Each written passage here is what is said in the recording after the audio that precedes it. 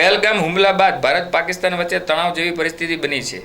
અને જો આવા સમયમાં કોઈ મેડિકલ ઇમરજન્સી સર્જાય તો તેને પહોંચી રહેવા ભાવનગર દેશપ્રેમી અને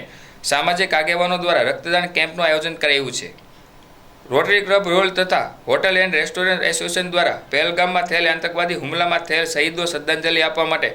અને આવનારા યુદ્ધ જેવી વિકટ પરિસ્થિતિ માટે ભારતીય વીર જવાનો અને નાગરિકો જરૂરિયાતને અનુલક્ષીને મહા રક્તદાન કેમ્પનું આયોજન કરાયું છે, જેમાં પર્વતમાન પરિસ્થિતિને ધ્યાને રાખીને રક્તની તાત્કાલિક જરૂરિયાત ઊભી થાય તો તાત્કાલિક રક્ત એકઠું કરવું ખૂબ જ મુશ્કેલ બની જાય છે। તેવામાં અગાઉથી મેડિકલ ઇમરજન્સી ધ્યાને રાખી રોટરી રોયલ અને હોટલ રેસ્ટોરન્ટ એસોસિએશનના સંયુક્ત ઉપક્રમે વાઘાવડી રોડ ખાતે મેગા રક્તદાન કેમ્પનું આયોજન કરાયું હતું, જેમાં મોટી સંખ્યામાં લોકોએ રક્તદાન કરી ભારતીય જવાનો તથા નાગરિકો રક્ષા માટે ભગીરથ કાર્યમાં સહભાગી બન્યા હતા અને આ કેમ્પ દરમિયાન આશરે 100 કરતાં વધુ બોટલ રક્ત એકત્રિત કર્યું હતું।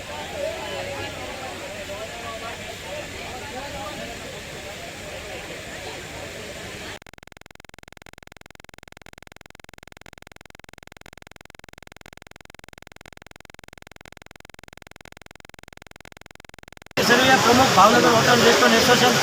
સમગ્ર અમારી ટીમ હાલમાં અમારી સાથે છે।